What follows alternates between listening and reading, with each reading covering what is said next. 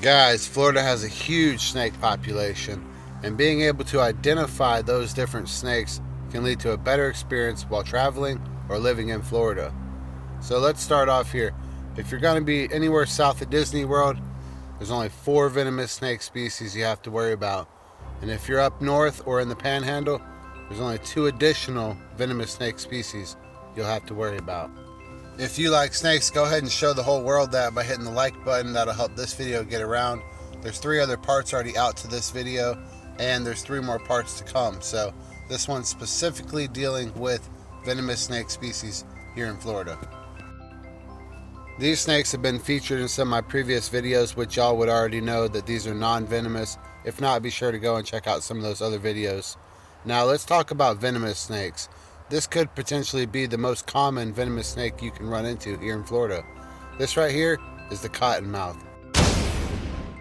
The Cottonmouth is so widespread because it lives in waterways, and waterways act as highways for the snake to be mobile and travel and disperse far and wide. Juvenile cottonmouths are quite stunning in appearance.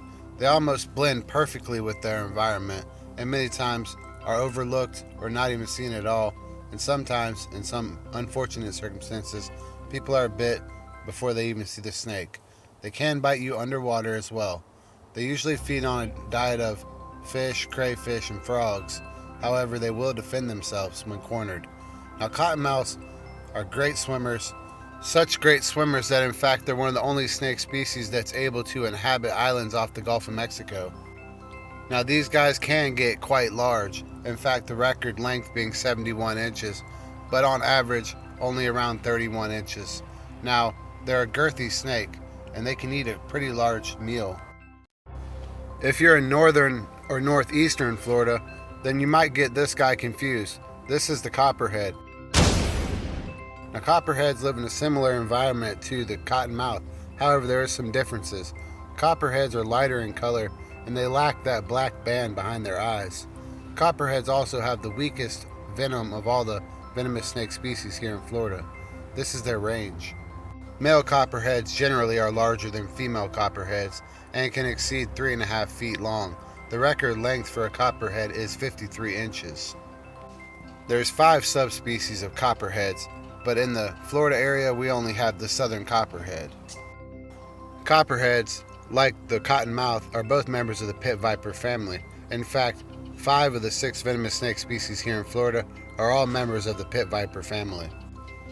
The largest of those pit vipers is the eastern diamondback.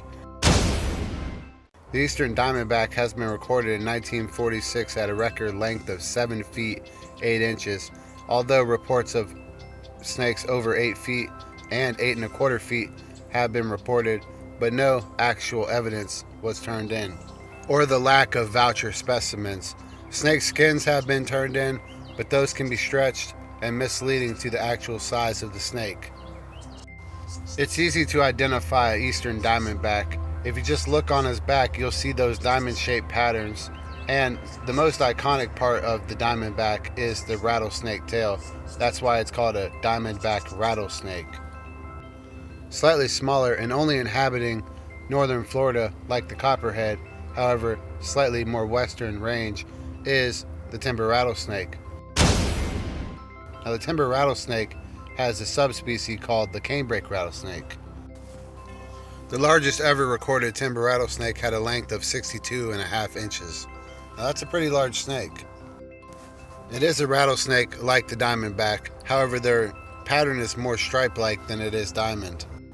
The smallest of the venomous snake species here in Florida is the Dusky Pigmy rattlesnake. The Dusky Pigmy rattlesnake hardly ever exceeds 25 inches in length.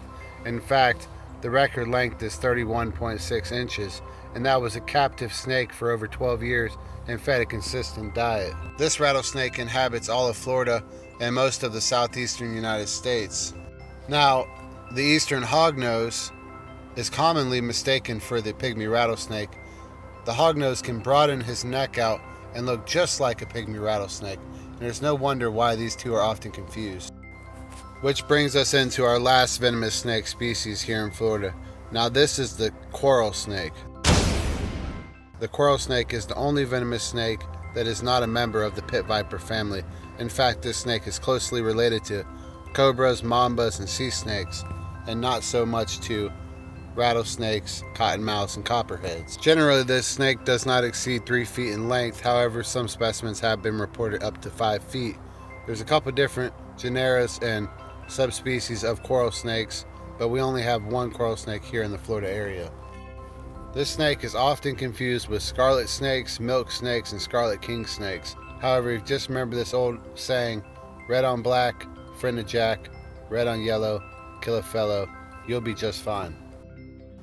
That's it. We've talked about all the venomous snakes here in Florida.